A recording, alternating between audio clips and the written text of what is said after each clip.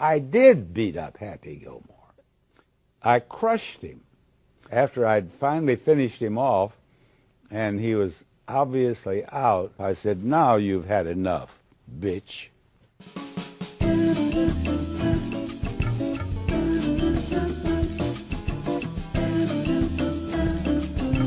I never taped A Price is Right once Happy Gilmore had been released, that the audience didn't want to talk with me about my fight scene with Happy Gilmore. And when I went up there, the director came over to talk with me about what we were going to do the next day. And he said, "Now don't worry about these fight scenes." He said, "We have a double. He'll do that." I said, "What do you mean you'll have a double?" I said, "I know how to fight." He said, all right, you can fight." So he let me fight. I did Price is Right for 35 years, and I never wanted to retire. And then I just thought, now's the time.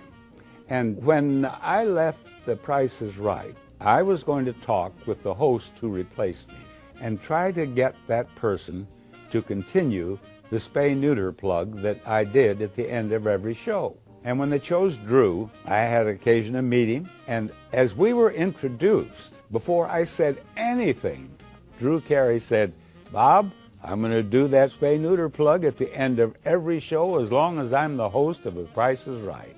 I said, "Drew, you're my man." That's great news to me. I was a fighter pilot in the Navy during the War of 1812. Actually, it was World War II. Every man in the country wanted to be in the service. And I was a freshman in college at the time that Pearl Harbor was attacked. And one day I was looking at a magazine, and here was a full color page, and it was a young naval aviator wearing his whites. And I thought, if I'm going to war, I want to go to war looking like that guy. And I went down that day and to the post office and joined the Navy as a naval aviation cadet. I had never been up in an airplane. I had certainly not thought about what was involved in landing one on a carrier, and I'd never even seen the ocean. But I loved that picture. I thought that's what I want to do. So I became a naval officer eventually.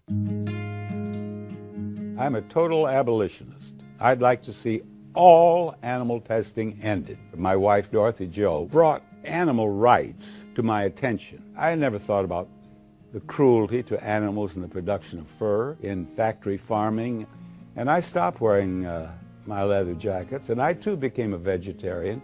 I just felt compelled to try to do what I could to help them. And I've been doing that ever since. Every place I speak, anytime I have the opportunity, if I'm a guest on a show, whatever, I've got to say, help control the pet population.